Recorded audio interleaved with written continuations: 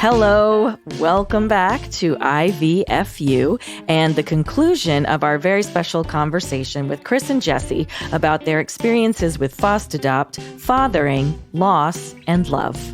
I'll say again that their story is intense, so take care of yourself as you listen. But at their journey's end is the most beautiful beginning, and I think you'll be glad you stuck with it. And now that we've all had a little deep breath, let's start with a recap on how their partnership began.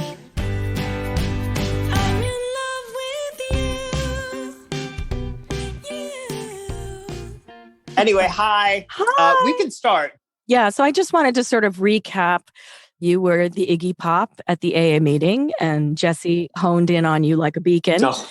And he was pretty dashing too. He was quite a catch and out of my league, and I was smart enough to know that. And I don't just say that to be charming. Like I really did. Like Google Jesse. He's quite the dashing gentleman. He's making it all like he really short sells himself. He was a television chef. He was very glamorous. That is very glamorous. Oh yeah. He was on the Oprah Winfrey Network. He was on a TV show. Yeah. So when he was asking me like how I felt about marriage and kids, I wasn't going to tell him, yeah, I don't know who thought about that. But, it sounds like something out of a romantic comedy with Jack Nicholson and Helen Hunt. But like, he really did make me better. He made me better, and I've always known that. And he's always like seen my best self. Like he's always like believed in my talents more than I did. Believed I could do things. I would say it's more of a you're doing this, so get used to it and buckle up. Oh yeah. But I know where we ended. We ended pretty much with the tragedy and the sadness of Caden's passing. Yeah. And I think we also, I just want to make sure we really talked about all of the amazing things that happened with that too, with his mom and our relationship with her, and how we all kind of came together. And it really just, it will always be this experience that really rocked my world, but also, of course, trained me, as my first experience as a father. He'll always be our first son. We have three sons, I know. That's how I'm thinking of it. Exactly. Yeah. And so as we go into this next chapter, my first question is, who was ready to try again first? Or were you both ready? How did you come to this decision that it was time? I knew that from my point of view, it was unspoken. I always knew Jesse. I knew Jesse wanted to try again. Mm-hmm. I also knew that we were grieving. A time period went by. As I remember it, I feel like we started to talk to our social workers from Vista Del Mar. And I remember there was a couple opportunities that I said no to. Did you feel you were still grieving, or it wasn't a good match? I just wasn't ready. I was afraid. I wasn't ready yet. And then one day I said, maybe if there was an infant boy. I mean, here's the deal. And I'll be really, really honest. And I've talked about this too. We probably went back in too soon. Now it all worked out. We went back into the process too soon. I think that we were still fresh in the grieving process. Mm-hmm. I think it was a year, right? It was a year. No. Sorry, not at all. It was like 6 months. It was 6 months when we started saying, okay, we might consider this again. But I mean, here's the deal. Like, I think what helped us not feel guilty about it was we were in grieving groups, and we were in groups with people that had lost babies like we had. And they were all heteronormative couples that we were in there with. And many of them shared about getting pregnant right away. And that part of their process with that pregnancy was not caring about the judgments of other people and their opinion. And for me personally, I missed the physical presence of the baby. And I know that I was projecting my love onto that sort of fantasy, but it was real and I could feel it. I mean, and my heart just ached. And so I kind of went in the same direction. It was like, you know what? I miss having a baby in the house because it is an experience that I really enjoyed. And I miss my kid, and I miss giving my love to someone like that. Mm-hmm. And I don't really care what anyone else thinks. Now, luckily, meaning that they might think it's too soon. Oh yeah. Listen, if you talk to anyone else, they'd be like, honey, it's too soon. You can't do this right now. So I just knew I wasn't going to ask anyone's opinion about it. And I would inform people that it was happening, but I wasn't going to ask anyone's opinion. And fortunately, we had the support of Vista Del Mar. So they weren't going to allow us to bring a baby into the house unless they felt we were mentally and emotionally prepared to do so. And so they met with us, they talked with us, and we said, well, why don't we just say that we're open to, like Chris said, if there was an infant boy that was available, we would consider it if the scenario looked good. I want to say one thing about that. I did say that, but it was more, the reason I said that was because it was my way of saying that I was ready. It didn't mean I only wanted a boy. Do you know what I mean? I just said that because we'd had a boy, and I said maybe if there was an infant boy, but I was open. It wasn't that I was just looking to adopt another boy. I just said that one day because I wasn't ready, and then I was. You know what I mean? And then that was my way of saying, okay, I would consider this again. And I'm just wondering, having been through that loss, there's potentially a lot of loss in fost-adopt too, because if the parents come back, you may not have that child. You may not adopt that child. So I would think I would be terrified of going through loss again, having just gone through the loss I just went through. Well, yes, you're absolutely right. I think that's where, personally, I can only speak for myself on this one, where some of my judgment was probably a little clouded from my grief. Because putting yourself back into that holding pattern, again, the whole experience, the whole system of foster to adopt, it's intense. And I will say too, like the process that we were about to embark upon was more intense than the grieving process for me.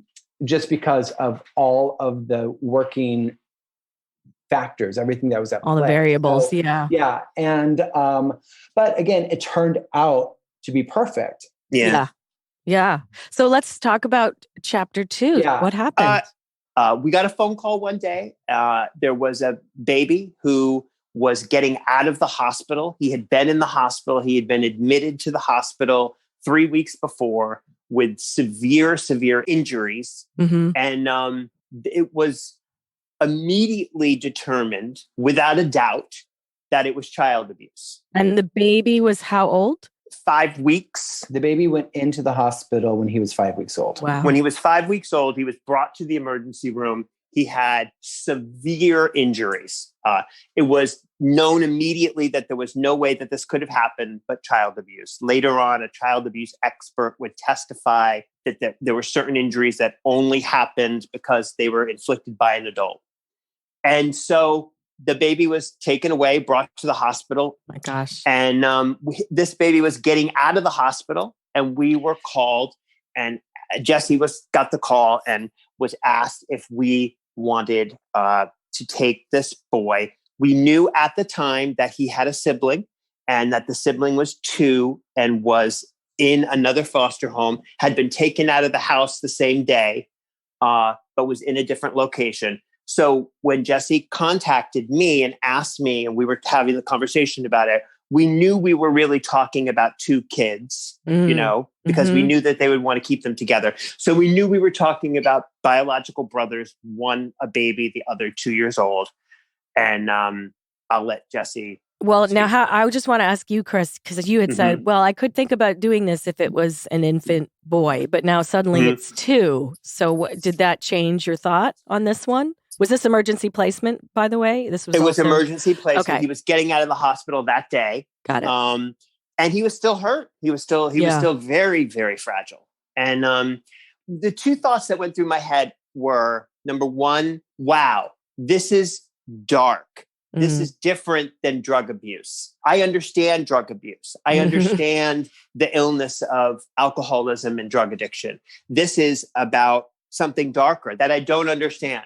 And I also knew that we would probably be in the room with these parents and that we would have to have dealings with them. And so that was my first thought. Wow, this is something darker. But as far as the brother, we had always talked about having two. And I don't know, I kind of was excited by that. Mm-hmm. I was very nervous. I remember I said to Jesse, I'm going to get emotional. I remember I was at work. We texted first and then we were talking and I said, this is dark. This is so much darker. And I remember Jesse used the phrase that they had told him that there's a baby getting out of the hospital and he had nowhere to go. And there was just something again, like, I knew we were capable, and it just, I said to Jesse, what do you think? And he said, I think we should say yes. And I said, okay. And so we said yes. And then it was happening. And they brought the baby to us later that day. And Jesse, do you have the same recollection? No. Probably not. Yeah. We never do. What happened, Jesse? Okay. So, honestly, my thought was when I heard that there was a 2-year-old, I thought, well, we're really great with babies. We know that. How much harder could having a 2-year-old in the mix be? And again, this was ignorance is bliss because and I remember one day. I have a 2-year-old now. I can say, it's a lot harder. Let me tell you. I remember stress walking with one of my friends one day, and she goes, I read an article that said having 2 kids is not twice the work, it's 5 times the work. And I said, yes, that is exactly it. That is it. It is 5 times the work. Luckily, I didn't know that. So I was excited by the possibility. Now, here's what you should know about me as I'm a total mystic, hippie, crystal loving, meditating fairy. And we got the call. The baby went into the hospital on Caden's birthday. And so I was like, wow, okay. So that's something that just pointed out to me. I called my friend who also happens to be an astrologer. And he said, Jesse, today is the spring equinox. And you got the call the moment the planet officially went into the equinox, meaning the planet itself is coming out of a dark phase into a light phase where there is life renewed, life restored. And so I just felt like, okay, you know what? This feels really good. And a lot of it, again, you get a call at 3 p.m. There's a baby in your house at 6 p.m. So it's a flash. So the details a little blurry. And I can't remember if right away Chris was because Chris, to be honest, before Caden even came, Chris was kind of leaning towards having an older kid. And I really was advocating for having the experience of having a baby. I really wanted to have that experience. So I think that he was probably okay with that. But however it came to be, whatever the exact details are, we said yes, knowing that at this age, both the baby and his brother, who's 2, and his brother wasn't even 2 yet. He was almost 2. That they were going to want these kids together. And so we knew that getting into it. It's also, I think, important to note, I don't know if we said this, they didn't come on the same day. The baby came and then his brother came, what, Jesse, 2 weeks later? No, it was, Victor came on March 20th and Tony came on April 13th. I remember that because it was Friday the 13th. Oh, gosh, yeah. But part of the reason why Tony came so much later was because Victor had to go into the hospital again. He had sepsis in his blood. His blood had been poisoned from an untreated urinary tract infection. And so within 3 weeks of having Victor, the baby, in our home, we had to go back to the hospital with him, to the emergency room, because he had a fever and he had to be hospitalized for 2 days because of a urinary tract infection. And that was, and if you want to talk about PTSD. I was going to say the trauma of being back there. Oh my goodness. It was too much. I mean, Chris, I just remember Chris like literally almost melting down in the ER. He was like, "This, you got to tell them about Kawasaki disease. They need to check for Kawasaki disease now." Yeah. Well, and who can blame him? Who can blame him? But I will say another kind of wild healing thing that kind of happened was the social workers and people from the experience with Caden found out we were in the hospital and came down and visited us and talked to us. Yeah, that was beautiful. So it was a sort of, I mean, listen, you never want to end up in the hospital with your kid, but again, it was sort of the best case scenario in that situation because we were able to, in a way, have a little closure with the people that helped us on that awful, awful day. So, oh, wow. Yeah. And I just to back up for 1 second. So the day that you picked up the baby, what was that? What were those emotions like when you brought this baby into your home? Now you have a baby again in the home. Was it love at first sight? Was it terrifying? The social worker brought him to the house. It was definitely love at first sight, but you see, here's the thing and it's the kind of the thing I don't want to talk about too, is that what had happened to him was an abomination. So it was really about that. Do you know what I mean? He'd been abused for the duration of his life. And they were bringing him into our house. He didn't fully cry out. He was very, very, his ribs were recovering. We loved him instantly. And we were very concerned and cautious. And we just wanted him to be okay. I mean, it was all about him. I wonder if that need to be functional kind of takes over. You know, this is someone that needs ultimate care, and 150% of our attention is focused on that right now. I mean, a pins dropped, and we would get up in the middle of the night. You would hear like the slightest gasp, and we would be up. Like, so plus combined with what had happened with Caden, and that here was a very fragile child that, you know, even under really healthy circumstances, just meeting us, coming into the home for the first time. And as Jesse said, there was other stuff, urinary tract infections, all kinds of things that went on. So we loved him very much instantly, but we also, he needed our help. And we made that our 100% priority. Right. Were you able to take off work and stuff, or were you still going to work? I went to work, but Jesse did it during the day for sure. Yeah. Jesse really did that. That was something that was different about this time as well, was that this experience, it was a completely different rodeo than our first time. Yeah. Especially after Tony came into the home when I had both boys. Every single day there was at least one appointment, if not more, all over Los Angeles every day. And I'll say this, every aspect of the first year and a half was intense. Everything was intense. Yeah. So every week we have doctor's appointments, specialist appointments. We have developmental social development, mental development, emotional development appointments. We have people coming into the house to make sure the house is clean and whatever, checking on kids, both our social worker and their social worker. And so I had to step away from my job. I had to step away from everything. It became a full-time job. And, because after the assessments, there was programs that they got to participate in. Thank God. Like we had, and one huge benefit about fost-adopt is access to some of the best programs and assistance that doesn't go away. Even after you adopt, you have access to these things. Yeah. And so it's a real, their insurance is taken care of until they're 18, full coverage insurance. It's really by the state. Yeah. Wow. Yeah, it's a real benefit. Yep. Everything. Doctors, OT, speech. And let me tell you something. They flourished from them.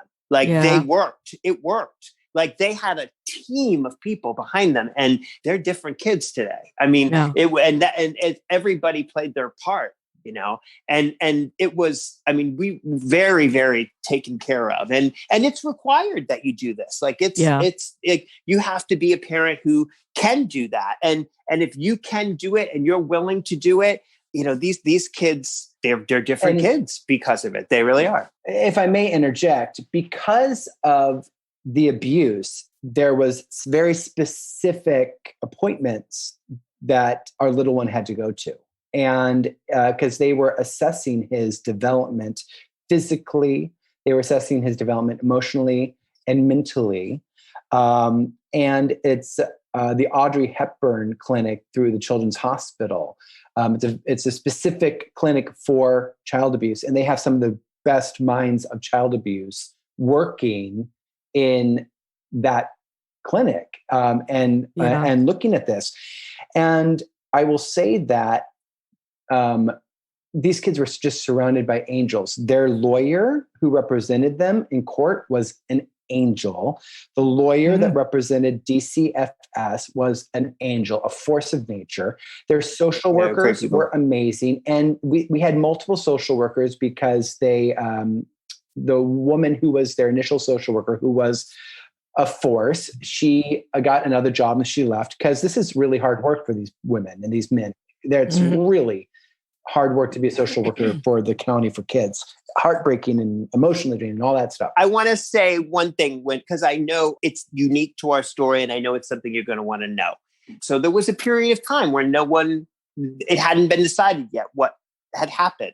And during that period, there were visits with the parents. So obviously Victor was a baby. He's a baby. You hand babies to people, and that's what it is. And these visits were very monitored. And what happened with us is that there were visits with the parents, and then later there were visits with family members that were found, and that could be possibilities for them to be taken in by. And there were some that were really great people. But what happened was that, and I think Jesse will agree with me on this, there's two reasons that we were able to adopt these children. It's a real testimony to the extent of the injuries to what happened to the baby. That's number one. But also the older child in these visits with other family members, he would stay with us. He wouldn't leave. He wouldn't interact with the family members. It became really clear that he had bonded with us and we had bonded with him, and as well as Victor, of course, but we were a family. We became a family. Like Victor came first and then Tony came soon after, and Tony came with a different set of needs. They weren't as clear cut as Victor's, but he was nonverbal. And we had no idea what had happened to him. He had been in the same house for 2 years. We didn't know what had happened to him. Right. What he had seen, even if he hadn't been hurt. Right. And we bonded with him right away. And so in essence, Tony really had a say in that he stayed with us, because when we would go to these visits, he wouldn't leave our lap. He would stay with us. He had bonded with us. And I always say, and I really believe it, I really believe he knew what was going on. I think he made a choice. I think he decided what he wanted, even though he wasn't saying it, but he was showing it. And the social workers documented it over and over to a degree where the judge finally sent the lawyer and was like, because it's, this is something that doesn't happen often, where two Caucasian gay guys get to adopt two biological Hispanic brothers. I mean, it's an amazing family, but it's not something that happens a lot. And they both played a factor in it, is what I'm saying. And also and I don't know, Chris, you can decide if you want this in there or not, but the parents were eventually arrested. They were arrested. And that's how our journey ended with the parents, is that they were arrested and sent to prison for what happened. And it took almost a year to arrest them. And I will say, I learned that in most cases, arrests are not made when it comes to child abuse, because the witness is often a child or won't say something, or it's hearsay. That's not to say that family services won't get involved, but it's rare for an arrest and even more rare for convictions. We don't know what happened in the criminal case with the parents. But that's how it ended. That's just how it ended with the parents. We were at court. We had showed up to family court for something, and that's where the parents were arrested. They were arrested at court because they knew they would both be there. Wow. So wow. And it's interesting because I was thinking about the fact that, you guys have a transracial adoption, but we don't even think about it, because what we're thinking about is the fact that here were these boys that, had been through this trauma, and you were able to take care of them and to bond with them and to become their fathers. And so the fact that they are Latino and you guys are white is not, I mean, does that factor in at all? Do you feel that racial divide at all? Or do you feel it out in the world when you're out in the world? Or is it like, that's not even a thing? Well, I can say like just appearance wise, I have olive skin, dark brown eyes, and dark brown hair. Chris has black hair and dark brown eyes. The kids, I can't tell you how often we're in public and someone will come up to me and say, "Oh my God, they look just like you." And so just from an appearance perspective, and I'm in Southern California, people often think I'm Latino. So just from an appearance standpoint, no, they literally look like they could be my kids, like they do. So that takes care of some of it. But transcultural parenting is something that we both take very seriously because we're committed to raising, people who are very self-aware and very proud of who they are and proud of their cultural heritage. And so we make it, and again, luckily, fortunately, that we're in Southern California, there's plenty of opportunity to immerse them in the Mexican culture. Little things that we can do, like I'm learning Spanish so that they can have an experience of that. I'm teaching them what I learn. And we have an extremely diverse community of people that make up our base. So as much of a connection that we can give them to their culture is very valuable. It's tricky too, because he's 100% right. And we always like they're Hispanic. I'm not Hispanic. They know, but we celebrate them. It's like always make them like very aware. And at the same time, it's like, I'm always cautious too. Like, I don't want to put an exclamation point on anything. We just are who we are. Like, this is our family. I'm very aware. Like, I don't think anybody thinks these kids are mine. I'm a gay guy out in the world with 2 sons, and they totally know that they are not my kids. I don't think anybody, yes, they may think Jesse does look more like them physically than I do, but nobody has ever looked at these kids and thought they were my biological kids. I'm a gay guy, and they know it. And maybe they think some way I had this kid, but I don't know. But it's just, we just celebrate the whole thing. Like, we just allow them to be them. We love them. We have them in a Jewish preschool. We're not Jewish. My father is an Irish Catholic guy. They're in a Jewish preschool. My kids love challah. They built menorahs at Christmas time. We had a Christmas tree and we lit the menorah. It's an amazing. We had a Day of the Dead altar. We've got a lot going on, and they love it. How old are they now?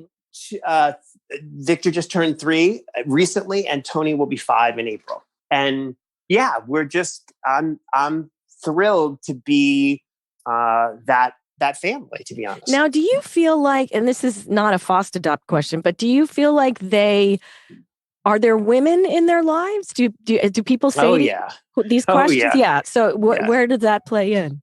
Their Aunt Bethany, Jesse's sister, is very, very, very much in their life. She's their auntie, and she is all woman, let me tell you. And Jesse's mom, Tina, she's a Montessori preschool teacher. We're fortunate to have her. They see them on a regular basis. All of their teachers are women. And here's a question. Do you think they need women? Could these people be men and be just as helpful? Is there something about that male? We're going to give you different answers on this. I'm going to let Jesse answer I'm curious. I mean, I think about it myself. Let Jesse go first on that. Well, it was actually one of the social workers that, and fortunately, what was kind of great too. Again, everything felt very serendipitous.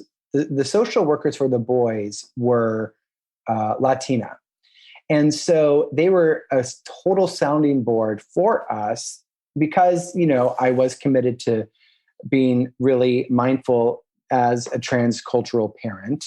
And most of the times they were like, "You're just overthinking this, honey." But one thing that she said, which was interesting, because somebody said to me, "Well, who's more of the mother role and who's more of the father role?" when they were talking about our parenting dynamics. And the social worker said, "That is so homophobic." She goes, because it suggests that there has to be a mother in order for there to be a healthy home environment. And that's just not the case. And I was like, wow, I never thought of it like that. Like there doesn't have to be that, the suggestion that there has to be a feminine presence in order for these kids to be healthy or well-rounded suggests that there's something wrong with same-sex coupling. And there isn't. And so after hearing that, I was like, oh, okay, that's actually really lovely. And I want to answer that question. I would just say,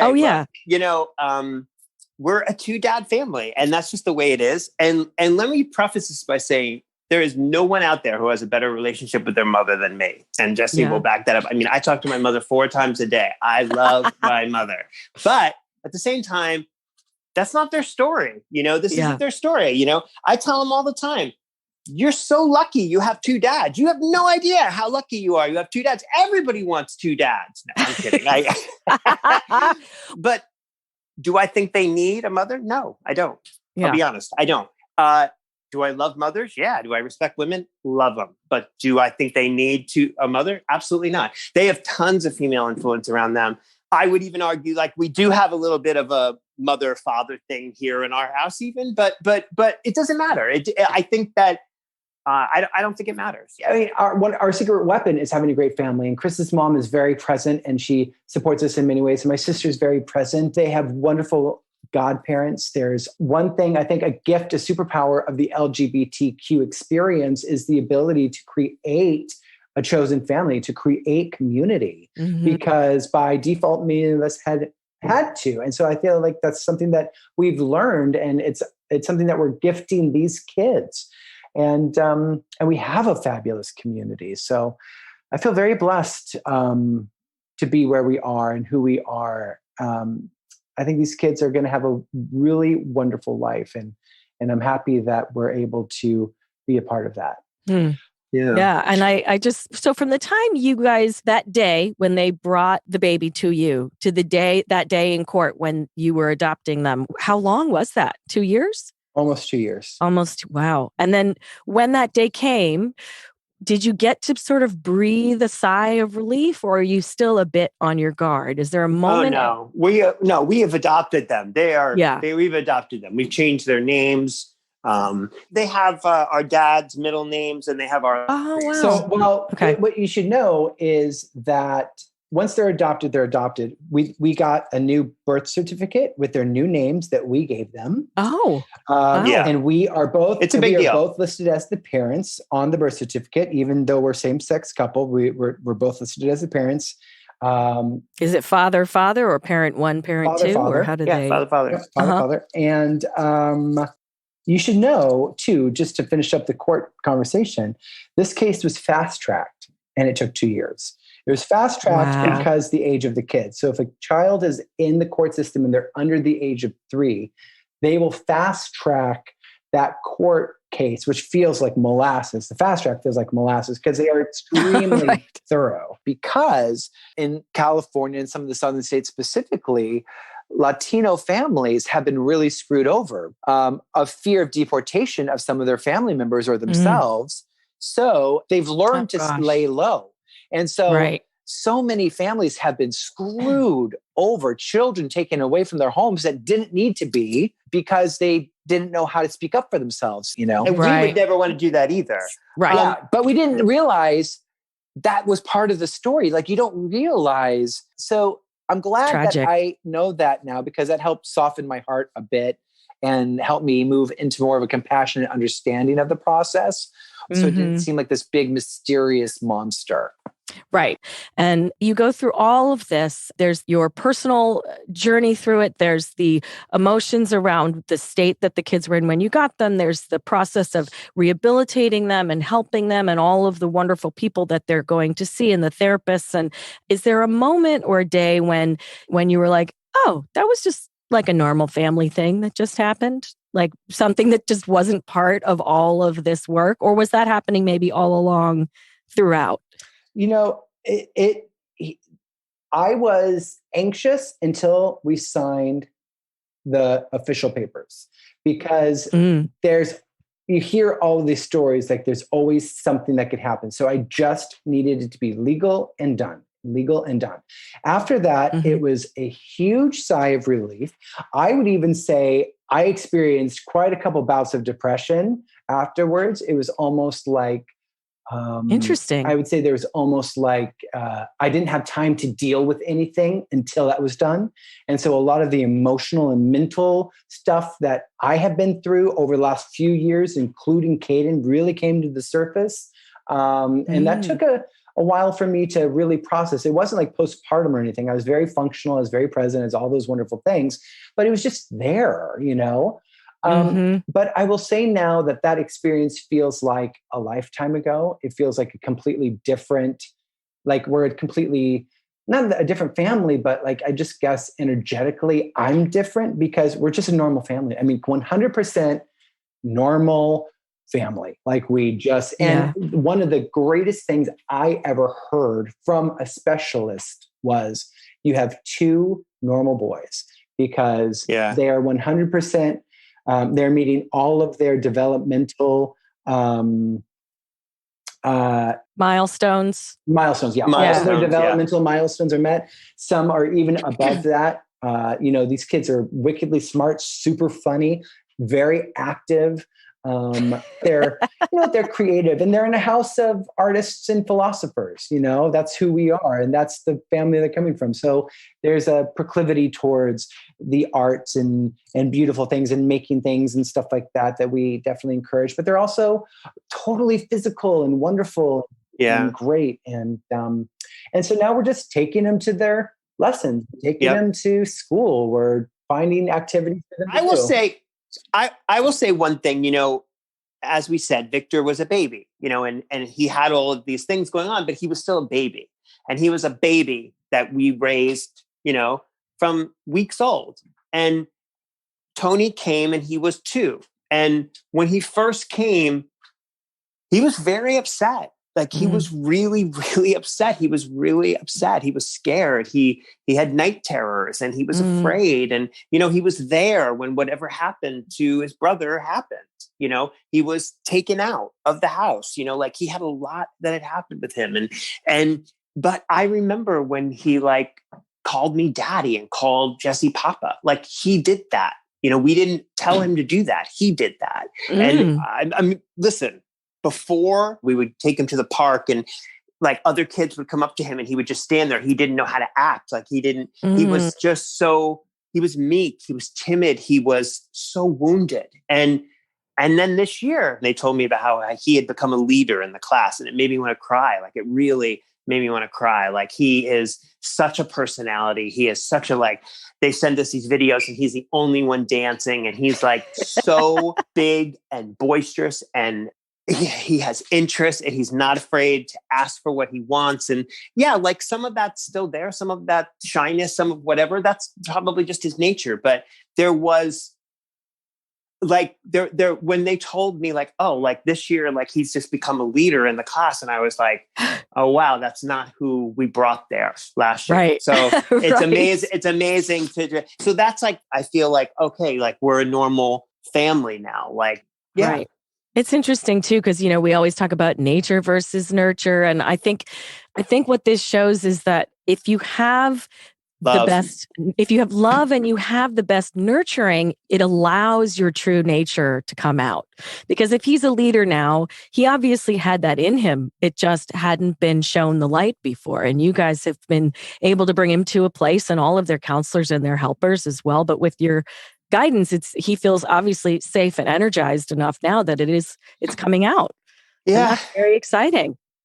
They're like Jesse said, I mean, they've got their own personalities. They're really, it's really something. And Jesse and I mean, one thing I'm proud of, it's we just take it day by day. We're here. We're honestly ready to talk to them when it's time to talk to them. And right now, they're really happy. They're not asking any questions about anything. Sometimes I'm kind of waiting for the older one to ask me a question. He's not asking anything. He is really, he loves us and we love him. And I tell him, we tell him when I drop him off, I'm wherever you are, whatever you're doing, whatever it is, just know that we love you. And, whether you're at school, whether you're at this or this, and he'll turn to me and he'll say, hey, let me tell you a secret. And I say, what? He says, wherever you are, whatever you're doing, I love you. Yeah. It's amazing. And it's what's so inspiring to hear you guys talk about is the fact that it's not terrifying forever. You have this time that is all of your time and all of your work, as being a parent always is. But, you're focused on the recovery, the rehabilitation, the adoption, the legal, the lawyers, the social workers. And now you guys have come over the hump and you're out the other side and you're a family. And that's the reward for all of that work that you put in is here you have this fabulous family that is full of love and full of fun. They're amazing kids. And there's so many kids out there. And, I didn't say this before because I didn't want to sound too lofty, but the other part of it, the world is overpopulated too. It's come on, man, overpopulation is a problem. There's so many kids out there. And right. I just knew from my perspective that I didn't need to do it that way from me. And I'm not knocking anybody who does, but it's it's not for everyone. You really do you have to turn over the outcome. You have to have, support. You have to it's a tricky thing, but I wouldn't trade. My God, I wouldn't trade these kids for anything. It's been the most amazing experience. And Caden's a part of that story too. We have these wind chimes that, in our room that someone gave us to honor Caden, and Victor rings them at night sometimes before he goes to sleep, and he'll say for Caden, he knows. Oh, so they know about Caden. They know the whole thing, they know what they know that there was another and he passed away and he's with the angels, that kind of thing. But yeah, and they'll it's just their story, all our story. The La Dia de los Muertos ofrenda is a way to teach them about Caden and teach them about Chris's dad and teach them about, those that went before us, while also teaching them about who they are. And it's just it's just a beautiful thing. We are a modern family and I just love it. So, yeah. And here's a very sort of maybe a dry question, but do politics matter while you're going through something like this? Well, here's the deal. We live in a bubble. Yeah. And it's called California. Yeah. Right. And and it matters because some of the politics out there are horrific. The whole religious freedom bullshit that is coming up is really a disguise to limit gay people's ability to do certain things. There are absolutely things that Trump approved to allow organizations that are funded through taxpayers' dollars to discriminate against same-sex families. Mm-hmm. And that's really a thing out in the country. And so I am so grateful for the bubble that we live in. Because we're lucky we live where we live, for sure. Yeah, but it has really... not to go into this whole as a podcast within itself. But and it's not a political podcast generally, but I do think it's hard to ignore those factors when we're having this conversation. Because it's there and it's real. And there's a lot of bigotry towards same-sex families. And I will say that, part of a resentment that I've had to work through is, the fact that it is so easy for people to get pregnant, for heteronormative couples to get pregnant most of the time or a lot of the time. And these people are many times horrific nightmares of parents. And so for us, the vetting that we had to go through, the training that we had to go through, the weekly visits where people were coming up and checking in on us and making sure we were doing all of this stuff, we were super parents by the end of it, and we had to really earn the right that so many people take for granted. I know you can relate to that experience as well, but we really had to earn it. And the audacity of someone to say, oh, well, that's not right. You're going to harm this child. What a piece of flaming ignorant bullshit, Right, and that's something where I have to really work myself through and whatever. But that's where politics really really like eggs me on is that perspective, just ignorance, I mean, look, this is the world we live in. Like, we are a lot of people's worst nightmare. You know what I mean? Two gay guys raising 2 children. But you know what? I don't care about those people. You know what I mean? Like, right. I mean, that's so long ago.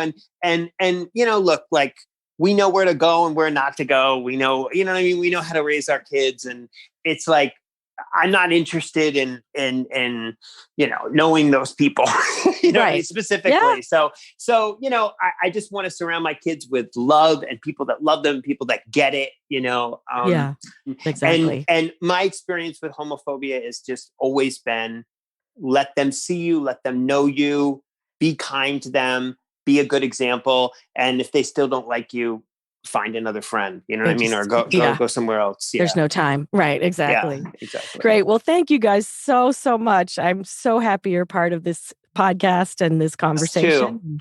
It's just wonderful to talk to you. And Chris, are you still wearing your leather jacket sometimes? Me? Yeah. Oh, you're shooting back to you know what? I don't have it anymore. It's really been replaced with backpacks and, okay. I mean, I guess I still have some cool clothes, but that particular leather jacket you're speaking of, no, I don't have it anymore. Well, I've been some sort of a dad. I gotta tell you, I see myself in the mirror. I see myself in the mirror and I'm like, oh, wow, you really are a dad. I will say that one of my best friend, who is one of the kids' godparents, is a style expert, and she gets so many great samples of stuff, and Chris fits into everything. So she gives him all of this beautiful clothing. Yeah. It's all a little tight on me, but on him, has the metabolism of a 19-year-old still. Nice. Well, maybe if we do post-pandemic, you'll crack out some of those outfits. Yeah. Yeah, right. Definitely. I got it. I'm ready. Awesome. So wonderful. Thank you, Sam, for sure. Thank you, guys. Thanks for hanging out with Chris, Jesse, and me. I know some parts of their story were really painful to hear, but they also remind us so beautifully of how precious every moment is and how love and openness can keep us upright, even in the darkest of times. And don't forget to send in your questions for our expert therapist, Savannah Sandfield. Submit via email to ivfupodcast@gmail.com, or you can DM me on Instagram at ivfupodcast. Just be sure you get it in by November 11th, 11/11. Who doesn't need some free therapy? Am I right? The IVFU podcast is produced by me, Sam Shaper, and Emmeline Somerton. Audio mastered by Logan Heftel. Thanks to Chris Bonelli for the late night Pro Tools parties, George Straighton for marriage, and Gary Scott for greasing the wheels. IVFU is a production of Inside Voices Media. Find us on Facebook, Instagram, and Twitter at IVFU Podcast. You can download our theme song, Freakin' Love, at ivfupodcast.com. And we'd love for you to review us on Apple Podcasts and spread the word to anyone who might be helped by these conversations. You can also be a huge help by leaving us a tip of any size, whatever you can afford, on Venmo and paypal.me at IVFU Podcast. Thank you. And thanks for listening. I'm happy we shared this time together because it's all about being a family.